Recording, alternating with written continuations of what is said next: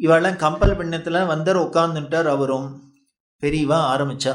முதல் உபன்யாசம் என்ன பண்ணார், பாகவதத்தில் இருக்கிற செமந்தகமணி உபாக்கியானம் அப்படின்னு கிருஷ்ணருக்கு செமந்தகமணியை திருடிட்டார்னு ஒரு கெட்ட பேர். அது எதனால் வந்ததுன்னு, 4ஆம் முறையை பார்த்ததுனால அந்த பாபம் வந்தது, தோஷம் வந்தது. அதாவது இந்த சதுர்த்தி சந்திர தரிசனம் 4ஆம் முறையை பார்த்தா என்ன பண்ணும், நாய்பட்ட பாடுங்கிற அளவில் என்ன பண்ணும் அப்படின்னர், நம்ம பண்ணாத தப்பெல்லாம் நம்ம மேலே வந்துடும், அபவாதம் வந்துடும்.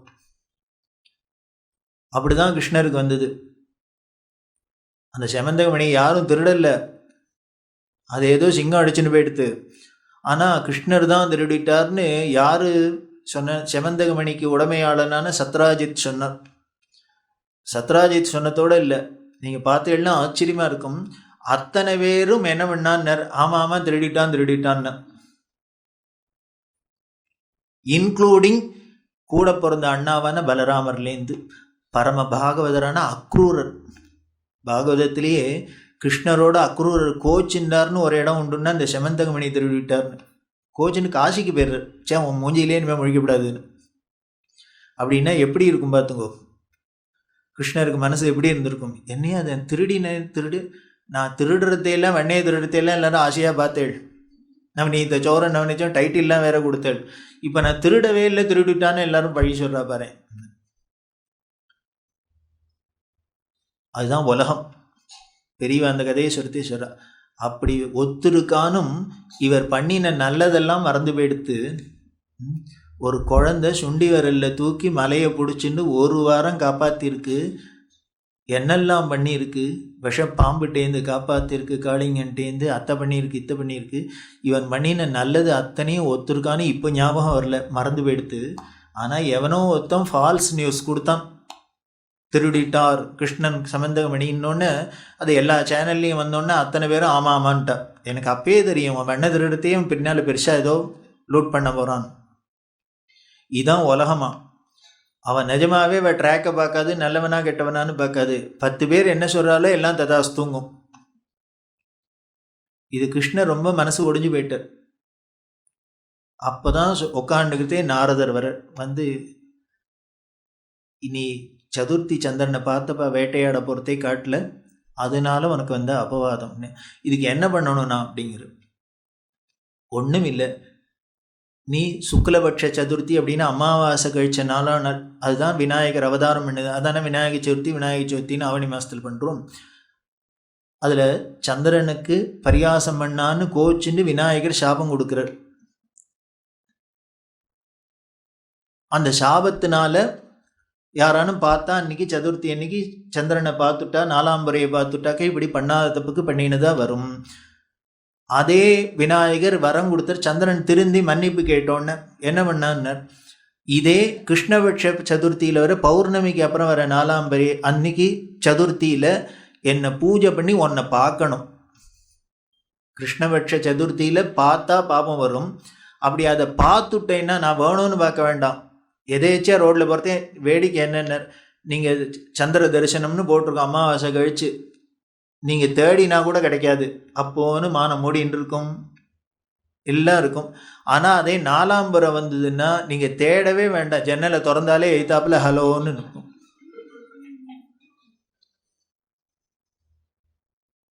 அப்படி பார்த்துட்டா என்ன பண்ணுறது என்ன, அதுக்கு தான் பரிகாரமாக என்ன சொல்லித்தினர், இதே பின்னால் வர கிருஷ்ணபட்ச அந்த சுக்லபட்ச சதுர்த்தியில் பார்த்துட்டா அதை போக்கிக்கிறதுக்கு பின்னாலேயே வர பௌர்ணமிக்கு அடுத்து இருக்கிற கிருஷ்ணபட்ச சதுர்த்தியில் இதே விநாயகரை சாயந்தரம் பூஜை பண்ணி சந்திரனை பார்த்துட்டு சாப்பிடணும். கார்த்தாலேருந்து உபவாசம் இருந்து பூஜை பண்ணி சந்திரனை பார்த்துட்டு சாப்பிட்றது. அதைத்தான் சங்கடஹர சதுர்த்திங்கிறோம். இதை நாரதர் சொன்னார். அதனால் நீ அப்போ பார்த்துட்ட, 4ஆம் முறையை பார்த்துட்ட, அதனால் பின்னாலேயே வருது பௌர்ணமி, அதுக்கு அடுத்த 4ஆம் நாள் விநாயகரை பூஜை பண்ணி நீ சந்திர தரிசனம் பண்ணால் இந்த பழி போகும் அப்படின்னு சொல்ல இந்த சங்கடஹர சதுர்த்தியை முதல்ல இனாகிரேட் பண்ணினவர் நாரதரோட உபதேசப்படி கிருஷ்ணர். அப்படி அவர் பண்ணினதுனால தான் போல இருக்குது இன்றைக்கி ஒரே அமக்களமாக இருக்குது. எங்கேயோ தெரு முனையில் உட்காந்துருக்கிற ஒளிஞ்சின்னு இருக்கிற பிள்ளையாருக்கெல்லாம் கூட அன்னைக்கு அதிர்ஷ்டம். ஏன்னா அத்தனை பேருக்கு பழி இருக்குன்னு அர்த்தம். அத்தனை பாவம் இருக்குது, அத்தனை பேருக்கு பழி இருக்குது, போக்கிக்கிறதுக்கு அலைய வேண்டியிருக்கு.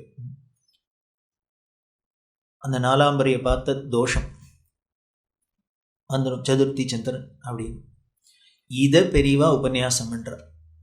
விநாயகரோட பெருமையை இது சொல்கிறது. இதைத்தான் வந்து அன்னைக்கு முதல்ல உபன்யாசம் பண்ணுறா பெரியவா. 13 வயசு குழந்தை பண்ணுறது. அதுவும் பெரியவா ஒரு கதையை சொன்னால் உபன்யாசம் பண்ணால் அப்படியே ஜனங்கள் சொக்கி போய் அப்படியே நிற்கும். அப்படியே ட்ரெமட்டைஸ் பண்ணி கண்ணை எதிர்க்க கொண்டு நிறுத்திடுவா. சும்மா ஏதோ உபன்யாசம் அப்படின்லாம் லெக்சர்னா வரட்டுன்னு பேசிட்டு சவுக்குன்னு பேசிட்டு எல்லாரும் தூங்கி வழிஞ்சுட்டுலாம் கிடையாது. அப்படி பெரியவா பேசுகிறா. அது கேட்டுருக்க.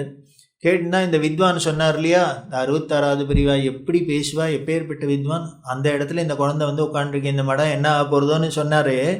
அவர் என்ன பண்ணார், உணர்ச்சி வசப்பட்டார். அத்தனை பேரும் ஆயிரக்கணக்கான பேர் அப்படியே பின் ட்ராப் சைலண்டில் கேட்டுக்கிட்டு அவர் ஏந்துட்டு ஓன்னு கத்தினர். தப்பு தப்பு தப்புன்னு கன்னத்தில் போட்டுட்டார். நான் தெரியாத சொல்லிட்டேன், அது யாருன்னு இப்போ புரிஞ்சுடுத்தோன்னு பெரியவாளை காமிச்சிட்டு இப்போ சொல்கிறேன், இந்த குழந்தை வந்திருக்கே, இந்த மடம் என்ன ஆகுமோன்னு நினச்சேன், இனிமேல் இந்த குழந்தையால தான் இந்த மடம் பெருசாக போகிறது அப்படின்னு கத்தினர். ஏக்கு சொன்னேன், வந்த அன்னைக்கே தான் யாருன்னு காமிச்சுட்டா, புரிய வச்சுட்டா. யாருக்கு புரிய வச்சா அப்படின்னா, இவர்கிட்ட கொஞ்சம் ஈடுபாடு இல்லாத, இவர்கிட்ட ஒரு அபிப்பிராயம் இல்லாதவாளுக்கு கூட பார்த்த மாத்திரத்திலேயே அபிப்பிராயம் மாறுறாப்புல இருக்கான்னா அதுதான் பெரியவாளோட ஸ்பெஷாலிட்டி. யாரானும் பெரியவாளை பிடிக்காதவானு உலகத்தில் யாரையானு காமிக்க முடியுமோ? பரம நாஸ்திகன்லேருந்து சொல்லுவோம். ஒரு தலைவர், நாஸ்திக கட்சி தலைவர், அவர்கிட்ட சில தொண்டர்கள் வந்து கேட்குறா, நீங்களோ இல்லை இல்லைன்னு ஒரு ஊராக சொல்கிறேள், இன்னொரு பெரியவரோ இருக்குன்னு ஒரு ஊராக சொல்லிட்டு போகிறாரு. இப்படி 2 பேரும் ஒரு பக்கம் அலைஞ்சேன்னா எங்களுக்கெல்லாம் கன்ஃபியூஷனாக இருக்குது. இல்லைன்னு சொல்கிறவரும் ஒரு பெரியவராக இருக்கிற, இருக்குன்னு சொல்கிறவரும் ஒரு பெரியவராக இருந்தார்னா நாங்கள் எதைத்தான் நம்புறது? அதனால் அவர்கிட்ட வந்து சொன்னால், நீங்கள் ஒன்று பண்ணுங்கோ, நீங்கள் 2 பேரும் மீட் பண்ணிங்கோ, ஏதோ ஒரு இடத்துல 2 பெரியவரும் பார்த்துங்கோ, சந்தித்து நீங்கள் முதல்ல டிஸ்கஸ் பண்ணுங்க உண்டா இல்லையான்னு. பண்ணினா ஏதோ ஒரு முடிவுக்கு தான் வர முடியும். அதில் ஒரு முடிவுக்கு வாங்க. ஒன்று அவர் இல்லைன்னு முடிவுக்கு வரட்டும், 2 பேருமா சேர்ந்து இல்லைன்னு வந்து சொல்லுங்க. இல்லையா நீங்கள் இருக்குன்னு முடிவுக்கு வாங்க, 2 பேருமா சேர்ந்து முடிவுன்னு சொல்லுங்க, ரெசல்யூஷன் பாஸ் பண்ணுங்க, எங்களுக்கெல்லாம் சௌரியமாக இருக்கும்னு. அதுக்கு அவர் சொன்ன பதில் என்ன தெரியுமான்னு, ஏன்டா என் பொழப்பில் மண்ணை போடுறேன்னு. ஏன்டா என் பொழப்பில் மண்ணை போடுற? அவரை போய் பார்த்துட்டு அவரோட பேசிட்டு அப்புறம் கடவுள் இல்லைன்னு அவனான்னு சொல்லிட்டு வெளில வருவானான்னு. அப்புறம் அவன் தான் நடமாடும், தெய்வம் நடமாடுதான். முதல்ல ஹரஹர சங்கர ஜெய ஜெயசங்கர் அவன் தான் ஓடி வருவான். அதனால் இவரை பார்க்காத வரைக்கும் தான் நம்பிக்கை வராது கடவுள் உண்டா இல்லையான்னு. இதை பார்த்துட்டா அப்புறம் என்ன அப்படின்னா, கடவுள் உண்டா அப்படின்னா இதோ. அதனால தான் நமக்கெல்லாம் சந்தேகமே கிடையாது. யாரானு கடவுள் உண்டா அப்படின்னா, இருக்காரா இருப்பரா அப்படின்னா டெஃபினட்டாக இருக்கார் சார். எங்க காஞ்சிபுரத்தில் அப்படி இருந்தா அப்படின்னா எதனால இருந்தார்? இதுக்கு என்ன பண்ணார்? 4 கை இருந்ததா, இதான் இருந்தாரா? ஒன்றும் இல்லை. நேத்திக்கே சொன்னாப்புல அன்பே வடிவமாக இருந்தது. மடத்துக்கு எய்த்தாப்புல என்ன பண்ணியிருக்கா, அந்த கட்சியில் சேர்ந்தவாள்லாம் அவருக்கு சிலை வச்சா, தங்களோட தலைவருக்கு சிலை வச்சு அவள் ஒரு ஸ்லோகம் வேற கீழே எழுதுவா. அவளுக்குன்னு ஒரு தியான ஸ்லோகம், கடவுள் இல்லை, இல்லவே இல்லை, முட்டாள், அயோக்கியன், காட்டு முராண்டின்லாம். இந்த ஸ்லோகத்தையும் எழுதி கவிச்சிருக்கா. அது வச்சவாளோட போக்கிரித்தனம் என்னென்ன, அப்படி மடத்தை பார்த்து இருக்கும், ரோடை பார்த்து அப்படியும் இருக்காது இப்படியும் இருக்காது, ஒரு ஆங்கிள் இப்படி வச்சு பார்த்து வச்சிருப்பா. இது சில பேருக்கு ரோசமாக இருந்தது, மடத்து பக்தாளுக்கெல்லாம். போக்கிரித்தனத்தை பாரு, நீ ரோட்டில் வைக்கிறதா இருந்தால் எங்கேயோ கிழக்க பார்த்து மேற்கு பார்த்து வைக்க வேண்டியதானே, அது என்ன மடத்தை பார்த்து வைக்கிறது அப்படின்னு. அவருக்கு என்ன பண்ணுறது, நேரம் தான் பார்க்க கொடுத்து வைக்கல, அட்லீஸ்ட் சிலையிலையான தரிசனம் பண்ணலாமே, அந்த புண்ணியமானு கிடைக்கட்டும். வச்சிருக்கு. அதனால் மடத்து தொண்டர்களுக்கெல்லாம் உடனே ரோசம் வந்துடுத்து. உடனே அவள்லாம் பெரியவாள்கிட்ட போய் சொன்னா, இதை முதல்ல அரசியலில் அதாவது பெரியவாளுக்கு தான் எல்லாருமே சீஃப் மினிஸ்டர் பிரைம் மினிஸ்டர்ந்து எல்லாரும் பெரியவா புக்தாளாக இருந்ததுனால அவள்கிட்ட சொல்லி இதை முதல்ல எடுக்க சொல்லணும், பெரியவா சொல்லணும் அப்படின்னா. பெரியவா கிட்ட அது பாட்டுக்கு அங்கே இருந்தால் நம்மள என்ன பண்ணுறதுன்னு, அது ஓரமாக தானே வச்சுருக்கா, நடு ரோட்லேயும் வைக்கல, அவர் பாட்டுக்கு ஓரமாக இருக்கார், இருந்துட்டு போட்டுமே அப்படின்னு. அது இருந்துட்டு போகிறது இல்லை, போக்கிரிதனம் அப்படின்னா. ஒருத்தர் வம்பு நம்ம சும்மா இருந்தால் கூட வம்புக்கு இழுத்தா விடப்படாது இல்லையோ, ஏன்னா குட்டை தானே குனிவோம், குனிய தானே குட்டுவா, அதனால இது சும்மா விடக்கூடாது அப்படின்னு. உடனே பெரியவா சொல்கிறா, என்னமோ நீங்கள் அது வச்சுட்டதுனால நமக்கு என்னமோ அவமானம் வந்துடுத்து, நம்மளை மட்டம் தட்டுறா, நம்மளை சீன்றான்னு நினச்சின்னு நீங்களாம் இதை எடுக்கணுங்கிறீள். எனக்கு என்ன திரும்ப தோன்றதுன்னா, அவள் வச்சது எனக்கு ரொம்ப ஒத்தாசையாக இருக்குன்னா. இது என்ன அது, இவர் தானே நிஜமாவே. உடனே சொல்கிறா, நான் மடத்தை விட்டு இறங்குறேன்னா இறங்கினோன்னு முதல்ல அவர் தான் கண்ணில் தெரியுது. அதில் இப்போ கீழே வேற இந்த ஸ்லோகம்லாம் படிக்க தோன்றுறது. அதை பார்த்தோன்னே எனக்கு ஒரு வெறி வந்துடுறது. என்னென்ன, இவர் இல்லைன்னு மேடையாக போய் சொல்கிறாரா, நம்ம அதே இடத்துல போய் இருக்குன்னு கத்தணும். அவர் ஒழிகன்னு கத்துறாரா, நம்ம ஹரஹர சங்கர ஜெய ஜெயசங்கர வாழ்கன்னு கத்தணும் அப்படின்னு தோன்றது. அதனால அவரை பார்க்கறதையெல்லாம் எனக்கு ஒரு எனர்ஜி வருது, இன்னும் நன்னா நம்ம பிரச்சாரம் பண்ணணும். அதனால அவர் பாட்டுக்கு இருக்கட்டும், அவர் வேலையை பார்க்கட்டும், நம்ம வேலையை பார்ப்போம், பேசாத வேலையை படுறான். இதுதான் ஞானிகளோட லட்சணம். என்னென்ன, நமக்கு தான் உடனே டென்ஷன் அது இதெல்லாம், அவள் எதுக்கும் அசையவே மாட்டாள். ராஜா உன்னால முடிஞ்சதை மலையோட போய் மூட்டி பார்த்தா என்ன பண்ணும், மலையா உடையும், தலை தான் உடையும். அப்படி அந்த பெரியவா பேசுறது எதுக்காக சொல்ல வந்தேன், பெரியவாளை பார்க்காத வரைக்கும் வேணால் நமக்கு அபிப்பிராயம் இருக்கலாம், ஆனால் பார்த்ததுக்கு அப்புறம் இனிமே கண்டவர் விண்டிலர் விண்டவர் கண்டிலர், அவ்வளோதான். பார்த்தா டோட்டல் சரண்டர். எதனால, அப்படி அன்பே வடிவமாக அவர் இருந்ததுனால. அவருக்கு யார்கிட்டையும் எந்த வித்தியாசம் கிடையாது, யார்கிட்டையும் அத்தனை பேர்ட்டையும் பிரியம்தான். அப்படி இருந்தார். அப்படி இருக்கிற இந்த குழந்தை இந்த உபன்யாசம் சிவந்தகமணி பண்ணோன்னு, அதுக்கு முன்னால் இவரை பார்க்கறதுக்கு யோஜனை பண்ணவர் இப்போ கத்துறார், ஒன்னால தான் மடம் பெருசாக போகிறது செழிக்க போகிறதுன்னா அதுதான் பெரியவன். இதை வந்த அன்னைக்கே காமிச்சாங்கிறது தெரியுது. அப்படி பட்டாபிஷேகம் நடந்தது கும்பகோணத்தில் 1907 மே மாதம் 9ஆம் தேதி.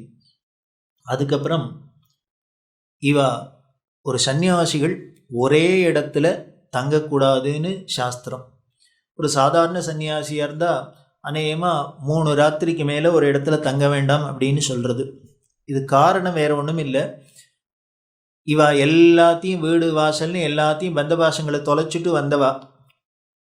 அப்படி வந்தவர் இவ என்ன ஆகிடுனர், வீட்டில் இருக்கிற அபிமானம் போய் இனிமேல் நாட்டில் அபிமானம் வந்துடும். இப்போ மயிலாப்பூரில் ஒரு சன்னியாசி தங்குறாருன்னா உடனே என்ன பண்ணுவான், மயிலாப்பூர்காரெல்லாம் சுவாமிகள் வந்திருக்கிறது தெரியுமோ இல்லையோ அப்படின்னு எல்லாரும் சொல்லி அவருக்கு உடனே ஆப்பிளாக வச்சு ஆரஞ்சாக வச்சு பழமாக வச்சு எங்கள் வீட்டில் சாப்பிட வரணும் உங்கள் வீட்டில் சாப்பிட வரணும் உபச்சாரம் பண்ண ஆரம்பிச்சுட்டா இப்போ இந்த சுவாமிகளுக்கு என்ன ஆகிடும்னு, மயிலாப்பூரை விட்டு போகிறதுக்கு மனசு வராது. நீங்கள் என்ன தான் சொல்லுங்க, மயிலாப்பூர்காரா தான் அப்படி ஒரு உபச்சாரம் பண்ணுறா அப்படின்னு இவர் என்ன பண்ணுவார், இங்கே டென்ட்டு போட்டுருவார். டென்ட்டு போட்டால் பரவாயில்ல, முதல்ல மாட வீதியில் வீடு வாங்கிடுவார், ஆசிரமம் கட்டிடுவார். அப்புறம் என்ன பண்ணுவார், பின்னாலே எல்லாம் வந்துடும், பிரச்சனை அத்தனையும் வர ஆரம்பிச்சிடும். இது வேண்டாத இவர் பாட்டுக்கு காலி பண்ணிட்டு போயிருந்தாருன்னா, ஏதோ வந்தோம் கபாலியை பார்த்தோம் கற்பாம்பாளை பார்த்தோம் ஒரு நாளோட ஓடிட்டாருனாக்க இந்த மயிலாப்பூர் இவரை பிடிக்காதோ இல்லையோ. அது உலகம் என்ன பண்ணும் அப்படின்னு, நீ உலகத்தை விட்டு போனால் கூட உலகம் உன்னை லேசில் விட அது பிடிச்சி இழுக்கும். நீ என்ன பண்ண, அதுக்கு தான் வைராக்கியம் அப்படின்னு என்ன கட் அண்ட் ரைட்டாக அறுதுட்டு போயிடணும். அதனால சாஸ்திரம் என்ன பண்ணி தின்னர், நீ எதான வீட்டை விட்டுட்டு பண்ணுவே அக்ஞானம் வேண்டான்னு வந்தால் இங்கே இனிமேல் இருக்கிற மயிலாப்பூர் இருக்கிற வீட்டெல்லாம் நமக்கு அக்ஞானம் வந்துடுத்துனா என்ன பண்ணுது. அதனால என்ன பண்ணினார், 3 நாள் மேக்சிமம் 3 நாள், அதுக்கு மேலே இடத்த காலி பண்ணிடுன்னு. அது ஏன் 3 நாள் கணக்கு அப்படின்னார், ஒரு இடத்துக்கு போனோம்னா அந்த இடம் நமக்கு ஃபெமிலியர் ஆகி அவளுக்கு நாம் ஃபெமிலியர் ஆகி ஒருத்தருக்கு ஒருத்தர் அண்டர்ஸ்டாண்டிங் வந்து இந்த உறவு வலுப்படுறதுக்கு அட்லீஸ்ட்டு 3 ராத்திரியான ஆகணும். முதல் நாளைக்கு போகிறதே அவள் வீட்டில் வந்து தங்குங்கோ அப்படின்னா முதல்ல பாத்ரூம் சுவிட்ச் எங்கே இருக்குதுன்னு தெரியாது, இது எங்கே இருக்குதுன்னு தெரியாது, அது எங்கே இருக்குதுன்னு தெரியாது, கேட்டுன்னு இருப்போம். 2ஆம் நாளைக்கு கொஞ்சம் கொஞ்சம் பழகிடும், 3ஆம் நாளைக்கு நன்னாவே பழகிடும். அதுக்கப்புறம் என்ன பண்ணுவோன்னு, மாமி நீங்கள் கதைக்கு போயிட்டு வாங்க, நானே காப்பி போட்டுக்கிறேன், இப்படி ஆகிடும். அதனால சாஸ்திரம் எடுத்தது, உன்னை விட்டாக்க டேஞ்சர் அப்படின்னு. என்ன, நீ அந்த இடம் பழகிறதுக்கு முன்னாலே இடத்த காலி பண்ணிவிடும் அப்படின்னு இப்படி சொல்லித்து. ஆனால் இது சாதாரண சன்னியாசிகளுக்கு. அப்போ பெரியவா மாதிரி சன்னியாசிகள் என்ன, இவர் வெறும் சன்னியாசி மட்டும் இல்லை, ஒரு பெரிய பொறுப்பு வேற இவருக்கு இருக்குது, மடாதிபதிங்கிற ஒரு பாரம் வேற. இவர் இனிமே யானை குதிரை சேனைன்னு இந்த இத்தனை பேரையும் வச்சுட்டு இத்தனை சாமானியம் தூக்கிண்டு 3 ராத்திரி ஒவ்வொரு இடம்னா எங்கேயானு கட்டுப்படி ஆகுமோ? அப்புறம் என்ன பண்ணுவோன்னு, சுவாமிகள் மட்டும்தான் மடத்தில் இருப்பார், மீதி எல்லாரும் ஓடி போடுவா, வேறு வேலை இல்லை, என்னையே அது கட்டுறதுக்கு முன்னால் அவுக்க வேண்டியிருக்கு, அவுக்கிறதுக்கு முன்னால் கட்ட வேண்டும்.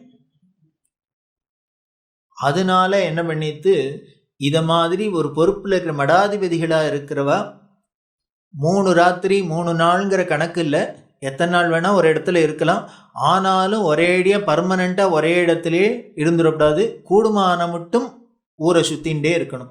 அதுதான் பரிவிராஜகன். பரமஹம்ச பரிவிராஜகாச்சாரிய ஜெகத்குரு சங்கராச்சாரியார்னா என்னன்னு, ஒரு இடத்துல இல்லாத ஒரு யாத்திரை பண்ணிகிட்டே இருக்கிறது, ஊரை சுத்திகிட்டே இருக்கிறது தான் அவளோட தர்மம். அந்த தர்மத்தை ஒட்டி தான் நமது காஞ்சி மடாதிபதிகள்லாம் ஒரே இடத்துல இல்லாத இல்லையா, சௌக்கியமாக காஞ்சிபுரத்தில் சௌரியமாக இடம் இருக்குது, அழகாக பூஜையை பண்ணிட்டு ஜம்முன்னு இருக்கலாம். அது இல்லாத எதுக்கு மூட்டையை கட்டின்னு ஊராக சுத்தவன் இருக்குன்னு என்ன பண்ணுது, அவளோட ஆசிரம தர்மம் அப்படி இருக்கே. எவ்வளோ சிரமம்னு போய் பார்த்தா தெரியும். ஒரு ஊர்லேருந்து இன்னும் ஒன்றும் இல்லை, நம்ம 2 நாளைக்கு ஆஃபீஸ் டூர் போகிறதுக்கு ஒரு ப்ரீஃப் கேஸ் தூக்கின்னு போகிறதுக்குள்ளேயே 4 சாமான வெளியில் ஹோட்டல்லே விட்டு வந்துடுறவர். சார்ஜில் போட்டது அங்கேயே, சார்ஜர் அங்கேயே கிடக்கு, பேனாவை காணும் பென்சிலை காணுங்கிறோம். அப்படின்னா இத்தனை சாமானியம் தூக்கிட்டு ஊராக போயிட்டு அதை அத்தனையும் திருப்பி எடுத்துட்டு வரணும்னா எவ்வளவு சிரமமான காரியம் பண்ணுறான்னா, அந்த தர்மம் அவளோடக்கு நியதி சாஸ்திரம் அப்படி வீச்சிருக்கு. அதனால் அந்த பரிவிராஜகனாக இருக்கா. அந்த தர்மத்தை ஒட்டி பெரியவாளை யாத்திரை பண்ணினா. இவரோட 87 வருஷ சந்நியாச வாழ்க்கையில் அநேகமாக ஒரு 60 வருஷம் போல யாத்திரையிலேயே இருந்தார். இவர் ஒரே இடத்துல வருஷ கணக்காக இருந்தாருங்கிறதே ரொம்ப குறைவு. அப்படி யாத்திரை பண்ணி இருந்தா. அதில் பண்ண முதல் யாத்திரை தான் 1908ஆம் வருஷம் திருவானைக்காவலில் அகிலாண்டேஸ்வரிக்கு கும்பாபிஷேகம். இவாளோட முதல் யாத்திரையே அம்பாளோட கும்பாபிஷேகத்திலேருந்து ஆரம்பிக்கிறதுன்னா எவ்வளோ ஒரு பொருத்தமான ஒரு யாத்திரை. ஆச்சரியம் என்ன அப்படின்னா, ரொம்ப இதெல்லாம் பிளான் பண்ணி பண்ணலை, தானே நடக்கிற ஒரு ஒற்றுமைகள் என்னென்னா, இப்படி 1908ஆம் வருஷம் பெரியவா முதல்ல கும்பகோணத்திலேருந்து கிளம்பி பட்டாபிஷேகம் பண்ணி பீடாதிபதியாக பொறுப்பேற்றுன்னு முதல்ல யாத்திரை பண்ண திருவானைக்காவல் போய் அகிலாண்டேஸ்வரி கும்பாபிஷேகம். அதே மாதிரியே அவரோட வாரிசான ஸ்ரீ ஜெயேந்திர சரஸ்வதி சுவாமிகளும் பெரியவா சித்தியானத்துக்கு அப்புறம் இவர் முழு பீடாதிபதினு பொறுப்பை ஏற்றுன்னு முதல்ல போனது அகிலாண்டேஸ்வரி கும்பாபிஷேகம். அதே போல் இப்போது 2017 ஸ்ரீ ஜெயேந்திர சரஸ்வதி சுவாமிகள் சித்தி ஆயிட்டு பாலபெரியவர் அப்படின்னு சொல்லக்கூடிய விஜயேந்திர சரஸ்வதி சுவாமிகள் காமகோடி பீடத்தோட 70வது பீடாதிபதிகளாக பொறுப்பேற்றுண்டு முதல்ல போனது இப்போ போன அகிலாண்டேஸ்வரி கும்பாபிஷேகம். அது என்னமோ அதான் ராசி போல இருக்கு.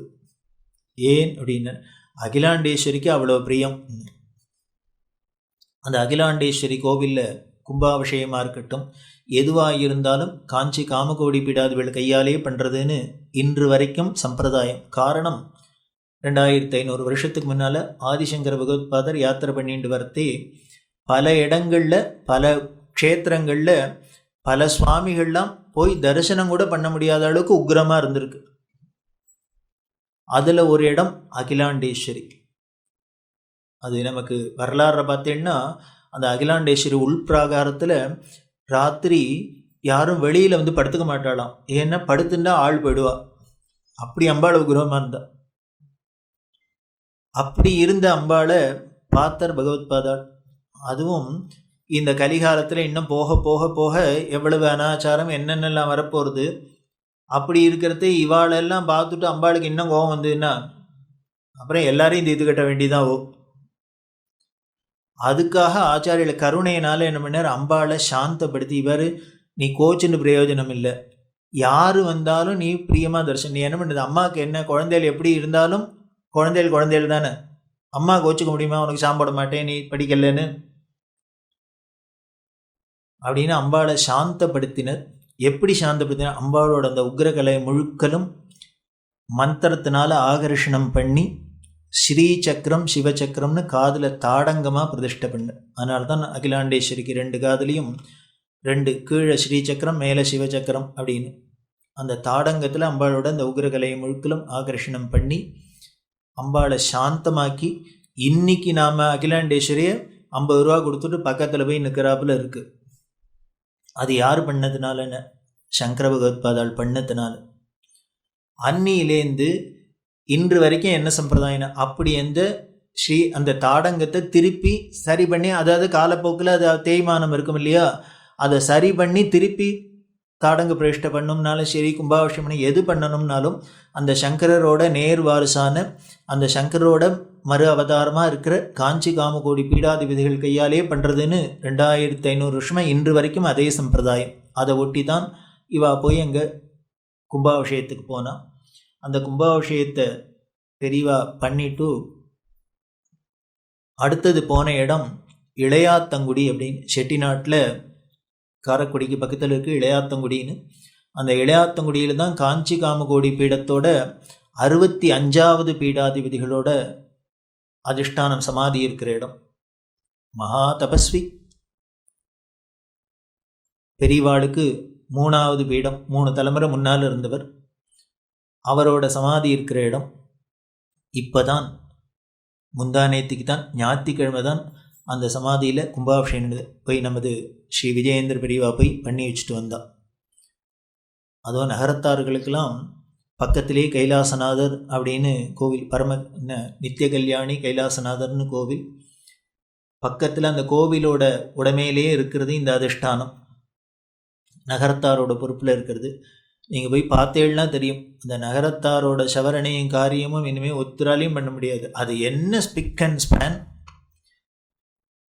பெரியவா ரொம்ப ரசிக்கிறார்.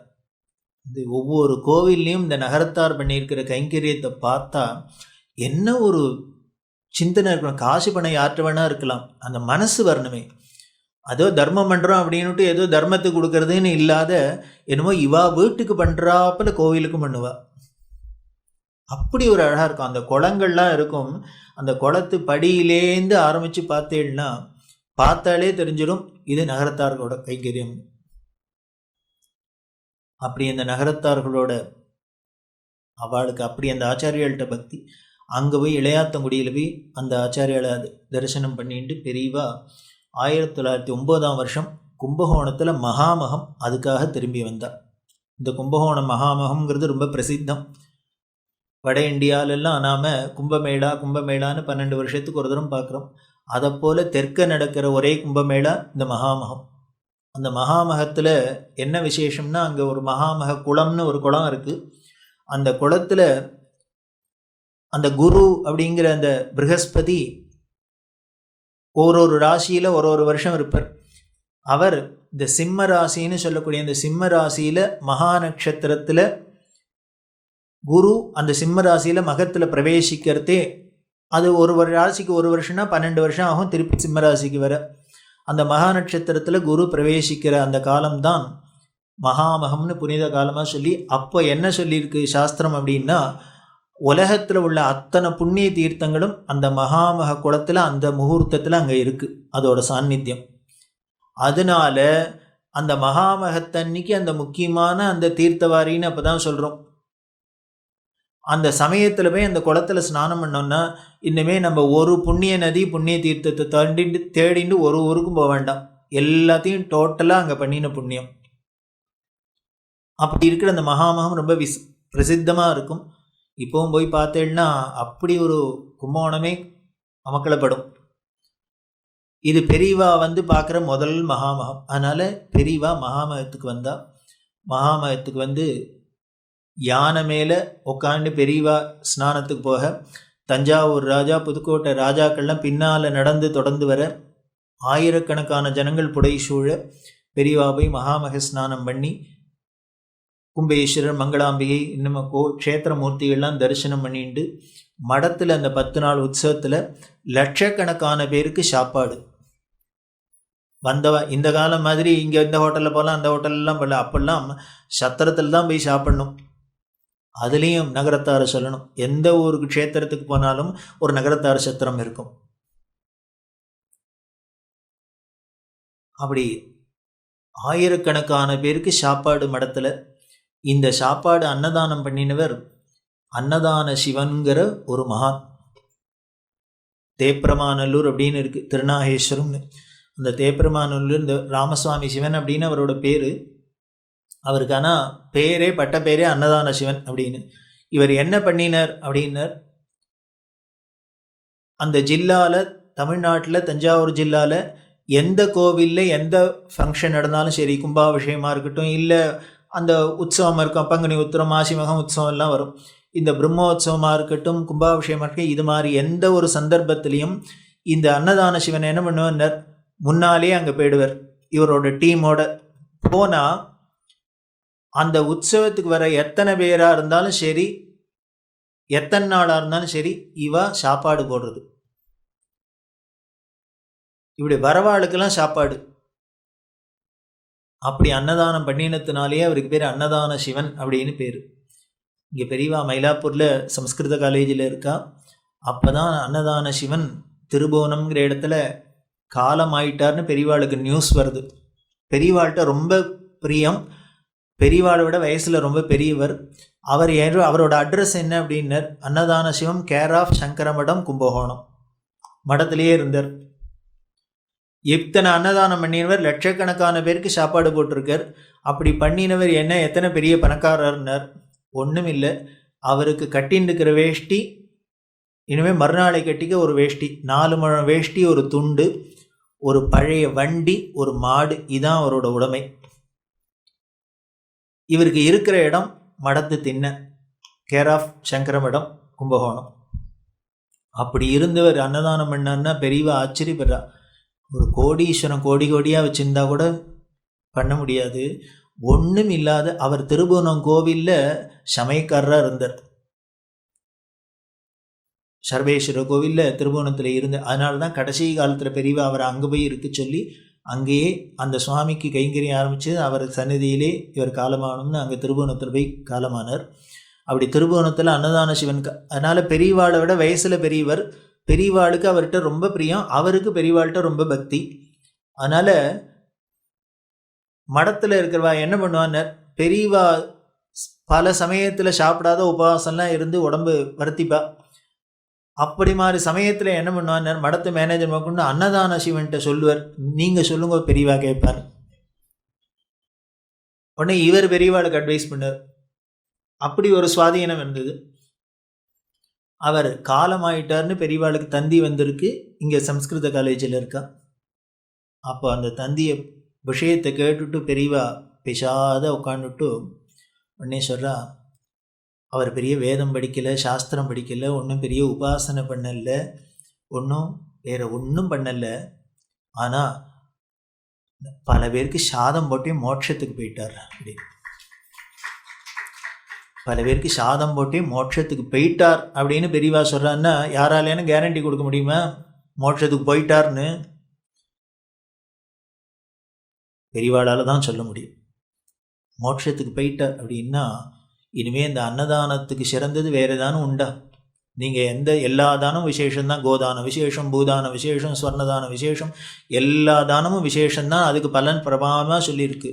ஆனால் அந்த அன்னதானத்துக்கு ஈடாக வேறு எந்த தானத்தையானும் சொல்ல முடியுமா? முடியாது. ஏன் அப்படின்னர், வேறு எந்த தானம் பண்ணாலும் விசேஷம். ஆனால் கொடுக்கிறவனுக்கு வேணால் திருப்தி இருக்கும், வாங்கிக்கிறவாளுக்கு பூர்ண திருப்தி இருக்குமா தெரியாது. அட்சய திருதிய நல்ல புண்ணிய காலம், நன்னா வளரட்டும் அப்படின்னு ஸ்வர்ணதானம் பண்ணினா விசேஷம் அப்படின்னு ஏதோ 1 கிராம் காயினை வாங்கி கொண்டு நீங்கள் யாருக்கானும் கொடுங்கோ. கொடுத்தா என்ன பண்ணுவார்? அப்பா அக்ஷய திருதி அன்னைக்கு கொடுத்தாரேன்னு சந்தோஷப்படும் இருக்குதா கூட என்ன பண்ண கஞ்ச பைய 1 கிராம கொடுக்குறான், அண்ணா 1 பவுனா கொடுக்கப்படாதோ அப்படின்னு தான் தோணும். ஏன்னர் நமக்கு பீரோவில் 1 பவுன் இன்னும் 100 பவுன் வைக்க கூட இடம் இருக்குது. பூதானம் பண்ணினா விசேஷம், எங்கேயான 1 கிரவுண்டு வாங்கி கொடுங்கோளேன். அவர் என்ன பண்ணார்? எங்கேயோ கொண்டு ஊர் கொடியில் கொடுத்துருக்கான். மயிலாப்பூரில் ஒரு ஃப்ளாட்டை வாங்கி கொடுக்கப்படாதோ, மவுண்ட் ரோடில் ஒன்று கொடுக்கப்படாதோ அப்படின்னு தோணும். இப்படி எந்த தானமாக இருந்தாலும் வாங்கிக்கிறவாளுக்கு இதை விட இன்னும் பெருசாக இருந்தால் தேவையில்லை. சரி அப்படியே இருந்தால் கூட அக்ஷய திருதி அன்னைக்கு ஸ்வர்ணதானம் பண்ணினா நான் 1 பவுனே கொடுத்தேள் அப்படின்னா வாங்கினுட்டு அவர் என்ன பண்ணுவேன்? அடுத்த வருஷம் சொல்லுங்கோ. இப்படி எந்த தானம் கொடுத்தாலும் எத்தனை வேணாலும் வாங்கிக்கலாம், வைக்கிறதுக்கு இடம் இருக்கும், ஸ்டோர் பண்ண முடியும், எத்தனை இருந்தாலும் உபயோகப்படும். ஆனால் இந்த தானத்திலே கொடுத்தோன்னு வாங்கினுட்டு வேணுங்கிற அளவுக்கு வாங்கினுட்டு அதுக்கப்புறம் என்ன கொடுத்தேன்னாலும் வேண்டான்னு சொல்லக்கூடிய ஒரே தானம் அன்னதானம் ஒன்று தான்.